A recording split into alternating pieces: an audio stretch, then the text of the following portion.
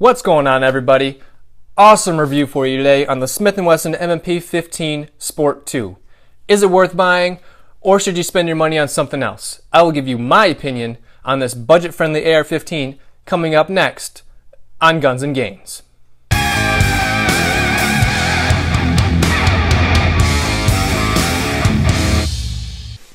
Alright, before we start taking a look at the Smith and Wesson M&P 15 Sport 2, just a quick safety check to make sure the gun is unloaded, which it is. First things first, we have a forged upper and lower constructed of 775 T6 aluminum. So there's that side, you have a nice M&P logo right here, and the other side you have the Smith and Wesson logo over here. You got your safety selector, bolt release, and the rifle is chambered in 5.56. It's written right here on the barrel. There is a 1-in-9 twist, and the barrel is coated in a corrosion-resistant Armornite finish. I believe the Armornite is Smith & Wesson's version of the Melanite treatment. The barrel is 16 inches in length, and it is made out of 4140 steel. On the end, you have a standard A2 style birdcage flash hider. Moving back a little bit, you have your front sight gas block, which has a bayonet lug, sling swivel, and your front sight, which is adjustable. And then moving back a little bit farther, you have your handguard. So this gun has a carbine length gas system. So the handguard is 6.7 inches.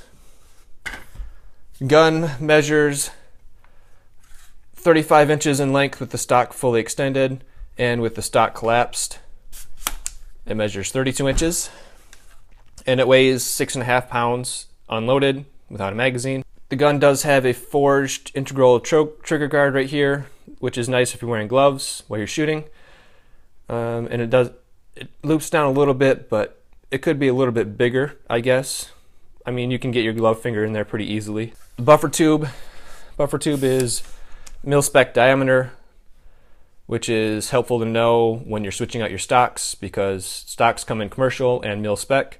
So make sure you buy a mil-spec stock if you want to switch out the furniture that came on this gun. It does come with the Magpul M-Bus backup sights, which is nice because you don't have to worry about buying a sight. You can just take it right out of the box and go to the range. The gun does come with one 30-round Magpul PMag. Obviously, this gun does not come with Magpul furniture. I have switched all that Magpul furniture in. It does come with a standard M4 style stock, and I don't know if this is the one that came on it, but this is what the stock looks like that comes on the gun. And it does come with these handguards. This handguard did not have heat shields, just cheap, cheap and thin. So you can replace that if you want. And it does come with the standard A2 style grip, which I don't really like the texture on it. I don't really like the angle. The angle is a little too steep, I think. I think the Magpul is better than that, and I don't like the finger groove. So switch that out if you want. Leave it if you want. It's up to you. It does have a forward assist and dust cover. In the past, that was a feature that a lot of budget AR-15s did not have, but now it's not so much of an issue. And it does accept all standard AR-15 magazines, so PMags will work, aluminum mags will work, hex mags work. The only issue I've had with hex mags, and yes, the magazine is unloaded, the gun is unloaded. Only issue I've had is the magazine locks in fine, but it doesn't want to drop free. That could be a big deal to some people if they're trying to do speed reloads. If you're just shooting at the range, it's not a huge deal. I want to crack it open for a minute so we can look at the insides, look at the bolt carrier. It does come with just a standard charging handle. Take a look at that, standard charging handle. You can change that out too. AR-15 is the Legos of guns, so anything you don't like, switch it out. This is the bolt carrier. The bolt carrier is chrome lined. The bolt itself is chrome lined, and the gas key is chrome lined. And yes, the gas key is properly staked. Nice staking job on there. This is an AR-15 bolt, so nothing special there. There's your trigger. just a standard mil-spec trigger. If you can see down in there, it does have M4 feed ramps. So, very standard budget AR-15. So what would you use this gun for? Well, mainly I just use it to go to the range and shoot. I like to shoot recreationally. I'm currently trying to convert it into my home defense carbine, so I'm going to be adding a forward grip and a light, and definitely some kind of red dot sight to it. So currently on the Smith and Wesson website, this gun has an MSRP of $739. So I've seen them in stores for about $519 to $549. I've even seen them as low as $479 on sale. So this gun, the first thing that drew me to it was obviously the price. For $500, you're getting an excellent gun. You know, is it the highest quality? No, but for $500, it is an excellent option for somebody who wants to get into an AR-15, but they haven't owned one yet, like I did when I first bought this. I had no AR-15s, so this is my first one that I bought. So it's excellent for somebody who just wants to get into the platform and maybe upgrade later. And you can obviously switch out the furniture. I've switched out the handguard, the grip, and the stock.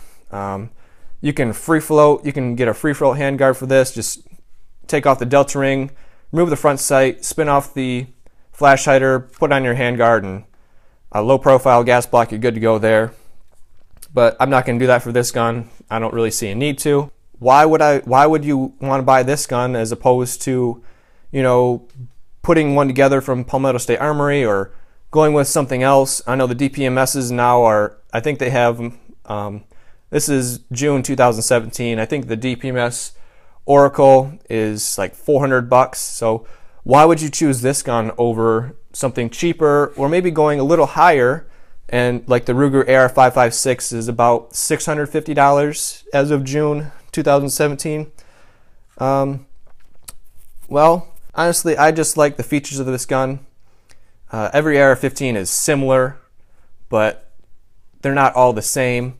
This is just a very basic, standard AR-15, and it suits my needs perfectly for what I'm doing, and that's going to the range and shooting. Maybe home defense in the future, but other than that, this gun's probably not going to be thrown in the mud, you know, dragged across river bottoms or anything like that. Just standard wear and tear, just going to the range and shooting, having fun. And it does come in compliant models for you folks in restricted states like California, New York, Massachusetts, New Jersey.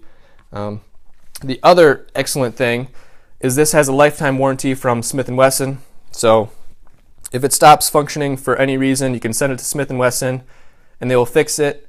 And I believe they do the labor free. I don't know about shipping the gun to them or shipping it back, but you might have to pay the shipping, but they'll do the work on it for free. And that's a lifetime warranty. So for the life of the gun, no matter who owns it, I believe. So even if you sell it, the person who buys it after you will still have that lifetime warranty, which is great. One thing I did want to cover is the Armor Night finish on the barrel. I'm not 100% sure exactly what that is, so if somebody knows for sure, leave that in the comments down below.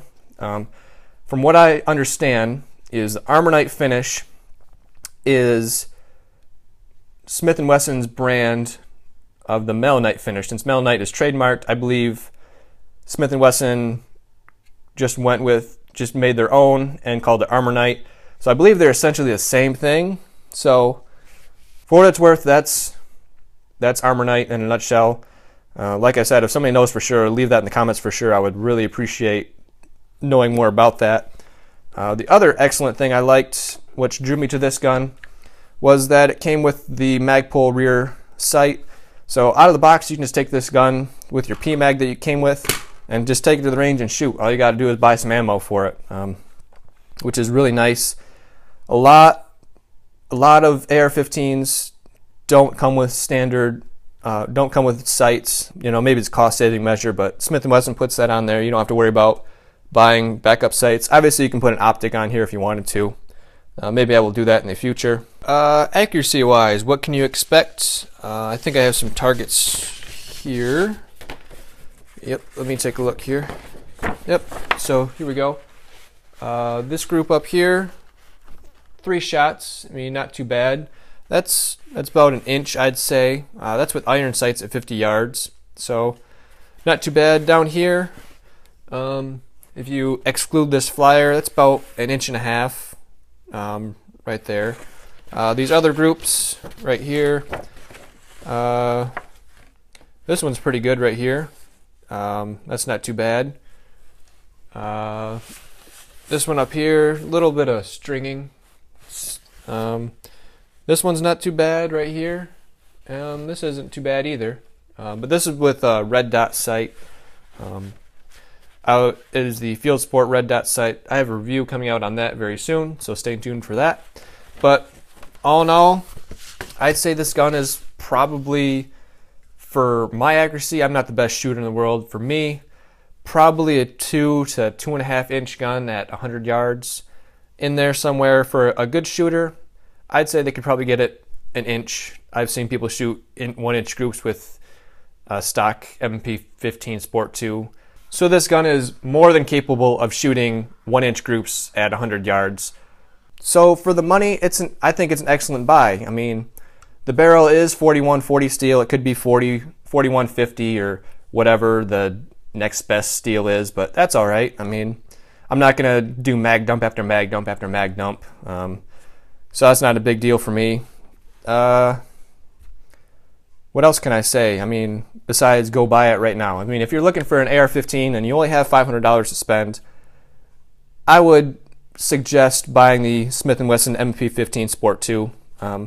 It's just an all-around great gun. I can't recommend it higher. I know I'm not an expert in anything, but I've had a year's worth of experience with this gun, and it has not failed. I haven't had no failures whatsoever with it. So thank you for watching this Guns and Gains gun review. If you like this video, please leave a thumbs up. If you have any questions about anything you saw in the video, leave a comment down below.